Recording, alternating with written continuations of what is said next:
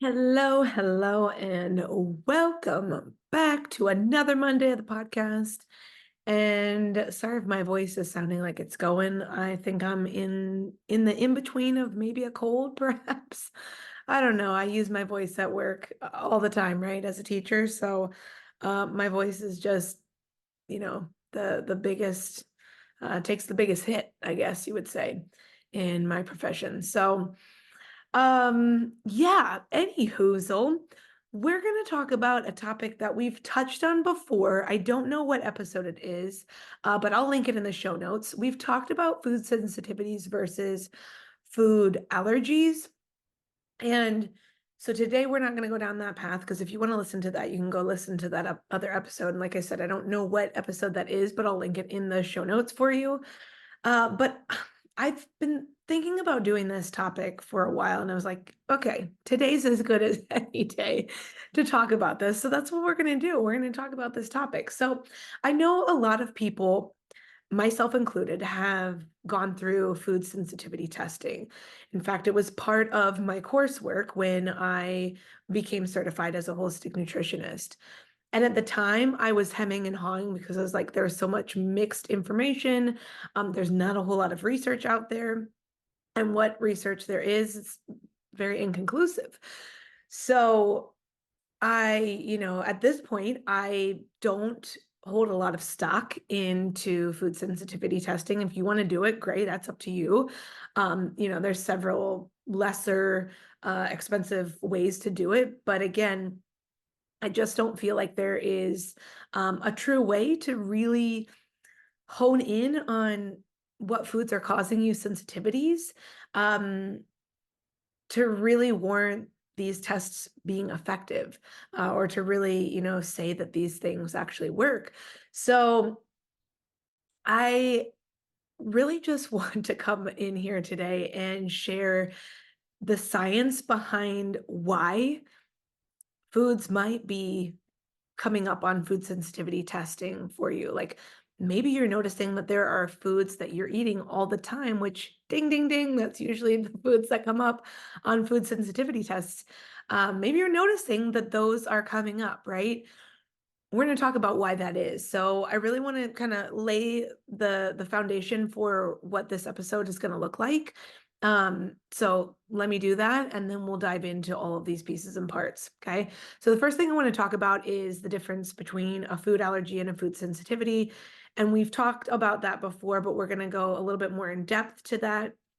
And then I want to share with you the most common food sensitivity symptoms versus the most common food allergy symptoms. We're going to talk about both of those. Okay. And then the last thing we're going to talk about is what is most likely causing the foods that you commonly eat on a regular daily basis to show up on a food sensitivity test, if that is the case. If you've done a food sensitivity test and you're like, holy crap, everything I eat is on that report. Okay. Like we're going to talk about why that is and moving forward, what you can do to support yourself. So that you don't feel like you're like, holy crap, I can't eat anything now. Because that's how I felt after I first did my food sensitivity test. I was like, great, so I can eat dirt. Like that's basically it, right? So and I'm laughing about it, I'm joking about it, right? Because now I'm removed from it. Like I understand, I fully sympathize with you and can relate to how frustrating that is when you find out that all these foods that you eat are on the test. Furthermore, that they're all healthy, right? Because everything I was eating at the time that I had my food sensitivity test 3 years ago, everything I was eating was healthy. So I was like, how does this make sense that I'm eating healthy food, yet it's coming up as a trigger for sensitivity, right? It just doesn't make sense. That's why I don't hold a whole lot of stock into it. And again, I'm getting ahead of myself, but we'll go into why that is, why I feel that way. Okay. So lay the foundation. Here we freaking go. Let's freaking do this. All right. So there are two sides of the coin, right? There's food allergies and food sensitivities. Okay. And with that, what is being tested are two different. So when you go about this, right, when you go about getting food allergy tested versus food sensitivity tested, there are two different immunoglobulins that are used to indicate one or the other, right? So if you are getting tested for a food allergy, then the allergist is going to use or they're going to be looking for the IgE immunoglobulin. And if you're like, what in the crap is an immunoglobulin? It's just a type of protein, okay? So an IgE protein will come up and it'll be triggered pretty fast, pretty quickly in the matter of a couple minutes. If you are allergic to certain foods, okay, this is usually like a pinprick or like the little prongs that the allergist will do on your back usually. So I know this because I've actually had it done. I had it done last year when I was thinking maybe I do have an allergy to certain things. Turns out it was just a histamine response. But I squirrel brain coming back here. But yeah, so whether they do like the pricks, the little pokey pricks on your back, or they do a blood draw, um, they're looking for the IgE immunoglobulin, which is, like I said, it's a special protein that they're looking for that will come up pretty quickly if you are allergic to a certain type of food.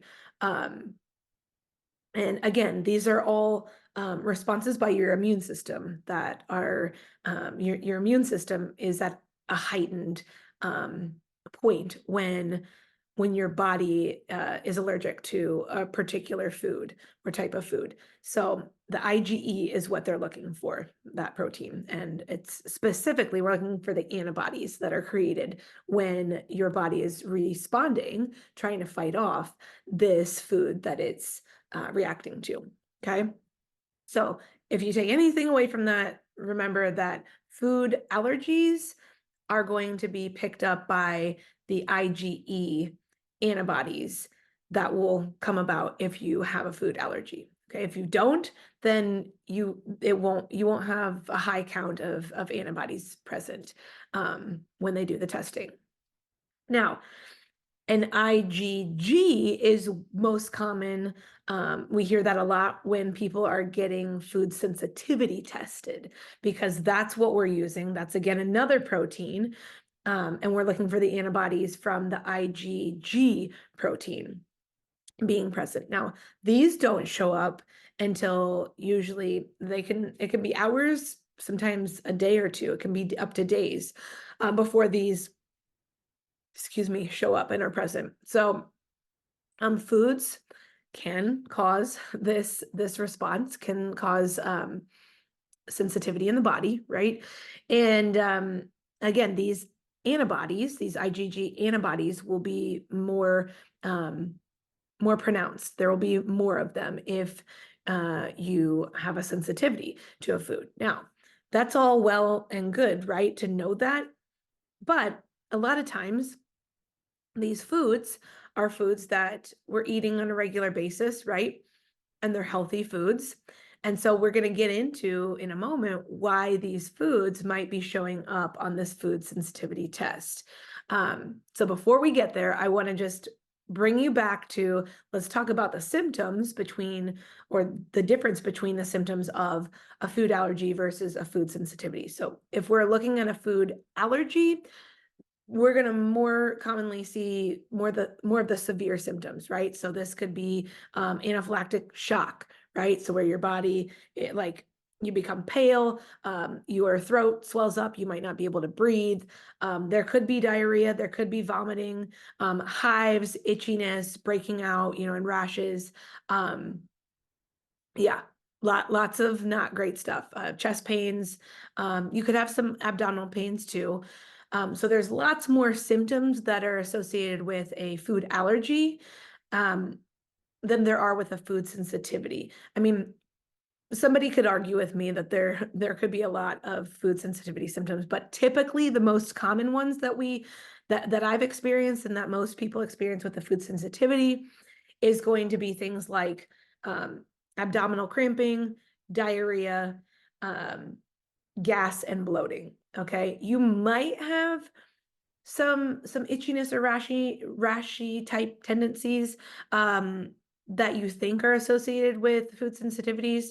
But most often, at least what I've found and what I hear most people share too, and just in the research that I've conducted, not that I've conducted, the research that I've gathered, the research I've conducted on myself, I guess I should say, and through working with my clients as well.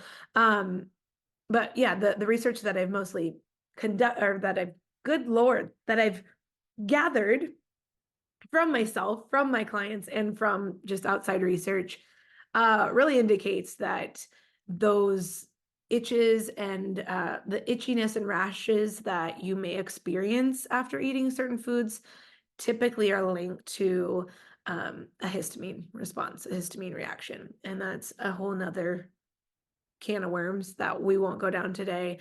I'm pretty sure I've done an episode on histamine response, so you can take a look at that too. If I can find it, I'll link that in the show notes too.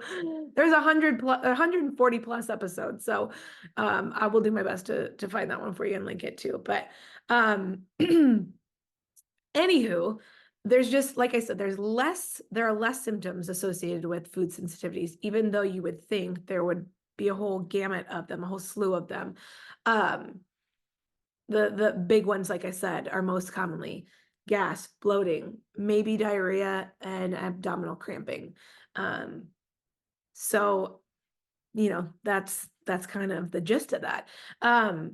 Now what I want to share with you is probably what you were waiting for. You're like, okay, so now that we've gotten through all that boring stuff, let's talk about why then are these foods that are, one, healthy, and two, that I'm eating on a regular basis, why are they showing up on the food sensitivity test that I take, right? And you might even I know of people who have taken the food sensitivity test, like they've taken it initially, then they remove those foods, and then they take it again a month, maybe 3 months later, 6 months later, and the foods still show up, right? They still show up. And that's frustrating, right? And there could be a whole slew of reasons. But the biggest one is probably because there's a bigger issue, right? Like there's probably a bigger issue if it's still showing up than just those foods.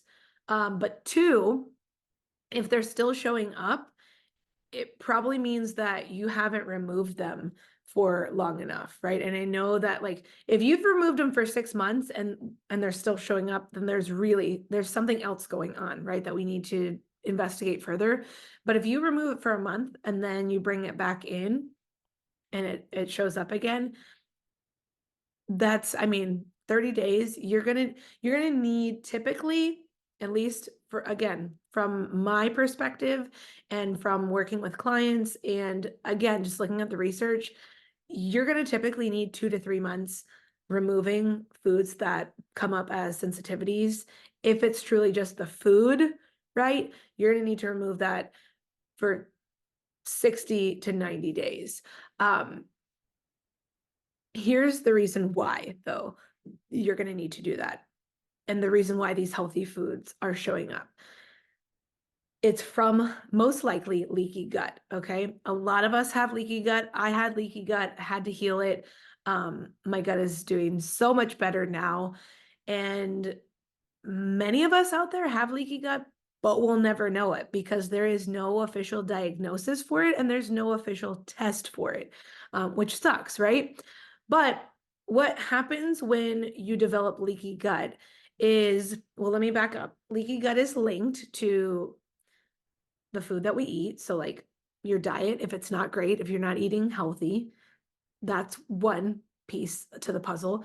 But two, which everybody is going to be connected to, is stress, right? Everybody has stress.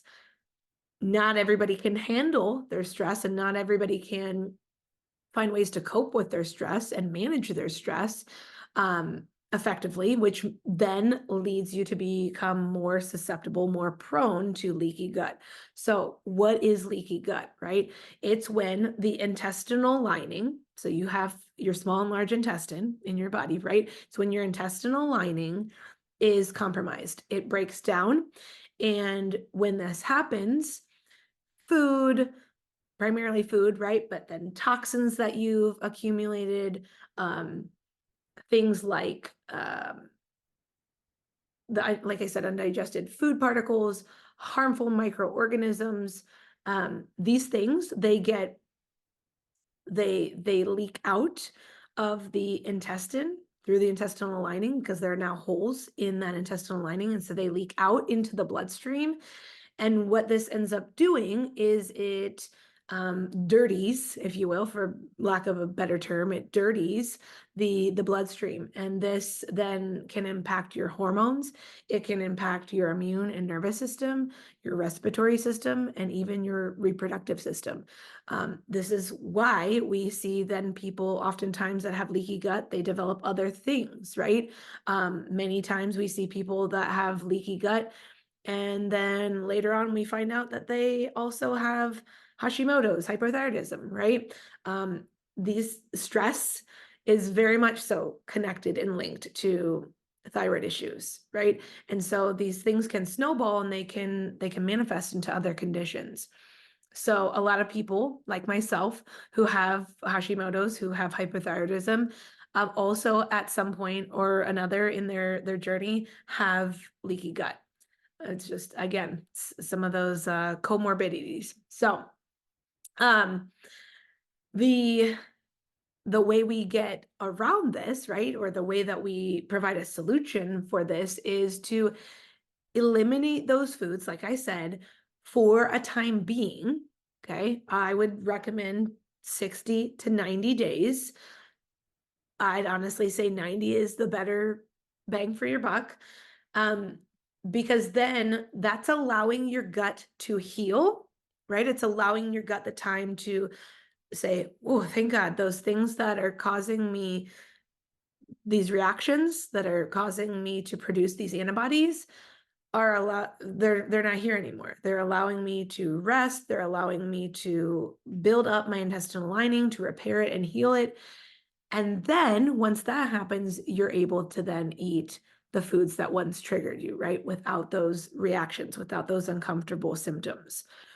Like I said, if you do that and you notice that you're still having those symptoms, and it's not better, right? So it could be that you're still having the symptoms, but they're less. So it just means you might need to take more time away from that food. And I know that stinks. But if that's the case, then, it might just be a simple, well, not as simple, right? But it might just be that you need to keep a distance from those foods for a little while longer. If there's no change, then there's something else here at play, right? It could be something like some sort of infection, right? Like maybe you've got Lyme disease or something else of that nature. I can't speculate what it is, but there are so many things that it could be that you're really going to want to investigate further, right? And that might be, going and getting like more lab testing, more expansive lab testing to see, what else is coming up. So that's where we're going to wrap this up for today. I hope this was helpful and supportive to you. I hope this makes sense. I try to make this as easy as possible to understand. And my goal, like always, is for you to walk away with more information, to be more informed, and to share this with those that, if it doesn't pertain directly to you, to share this information with those that it would. So that is that. I hope you have a fantabulous start to the end of January and the start of February at the end of this week. And yeah, I will chat with you next week. Take care.